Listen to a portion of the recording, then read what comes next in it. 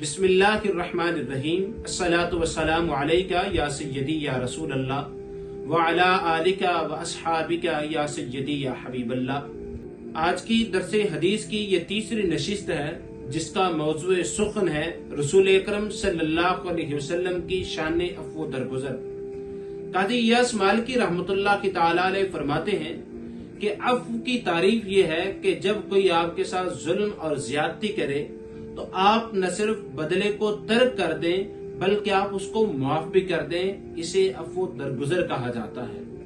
اللہ رب العزت نے جب یہ آیہ کریمہ نازل فرمائی خذ العفو وامر بالعرف کہ آپ عفو درگزر اختیار کیجئے اور نیکی کا حکم دیجئے، تو نبی اکرم صلی اللہ علیہ وسلم نے حضرت جبریل امین سے پوچھا، اے جبریل اس آیت کا کیا مطلب ہے؟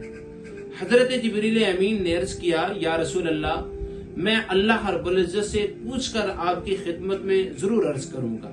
حضرت جبریل امین اللہ رب العزت کی بارگاہ میں پہنچے اور پھر رسالت امام صلی اللہ علیہ وسلم کی بارگاہ میں حاضر ہو کر عرض گزار ہوئے، یا رسول اللہ رب العزت نے فرمایا ہے کہ اس کا مطلب یہ ہے آپ اس سے ملیں جو آپ کو چھوڑتا ہو، آپ اسے عطا کریں جو آپ کو محروم کرتا ہو، اور آپ اس کو معاف فرما دیں جو آپ پر ظلم کرتا ہو۔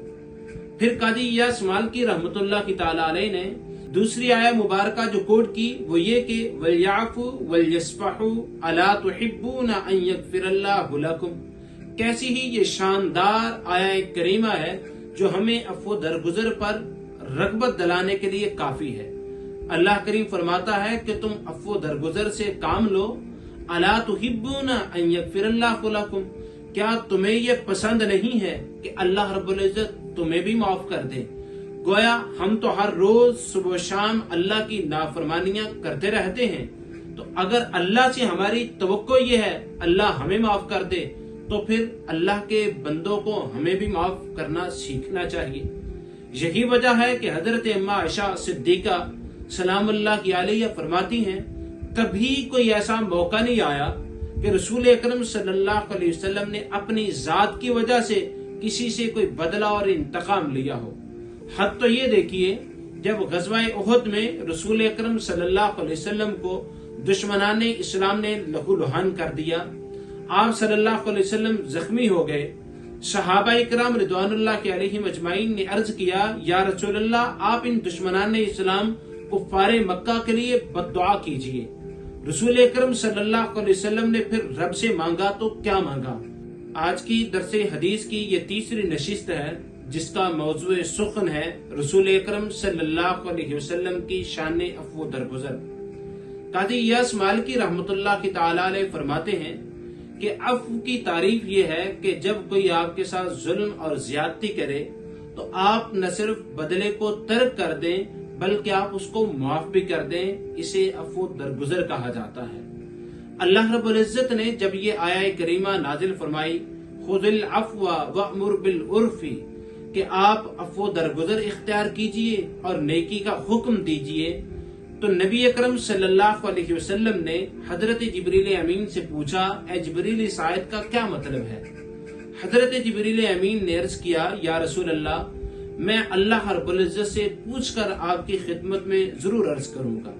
حضرت جبریل امین اللہ رب العزت کی بارگاہ میں پہنچے اور پھر رسالت امام صلی اللہ علیہ وسلم کی بارگاہ میں حاضر ہو کر عرض گزار ہوئے، یا رسول اللہ رب العزت نے فرمایا ہے کہ اس کا مطلب یہ ہے سنیے، ایمان تازہ ہو جائے گا، رونگٹے کھڑے ہو جائیں گے اور ہمیں اپنے رویوں کے بارے میں غور و فکر کرنے کا درس ملے گا۔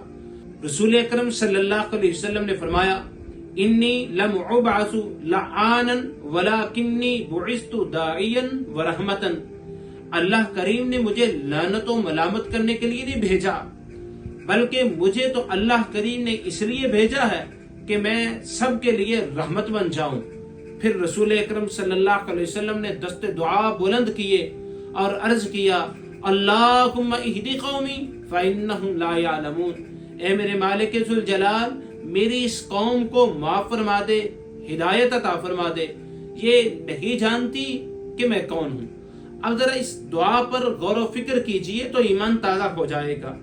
رسول رحمت صلی اللہ علیہ وسلم نے اللہ رب العزت کی بارگاہ میں کفار مکہ کے لیے ہدایت کی دعا بھی مانگی اور اللہ رب العزت کی بارگاہ میں اپنی قوم کا عذر بھی پیش کر دیا۔ کس قوم کا؟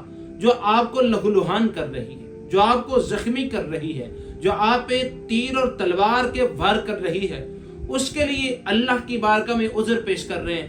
مالک یہ انجانے میں میرے ساتھ کام کر رہے ہیں، یہ مجھے جانتے نہیں، میری حقیقت سے باخبر نہیں، میری عظمتوں سے لا علم ہے۔ مالک میری اس قوم کو تو ہدایت عطا کر دے، انہیں تو معاف کر دے۔ کاش ہمارے اندر بھی یہی جذبہ عفو درگزر جنم لے لے تو یقین مانیے نفرتیں دم توڑ جائیں گی۔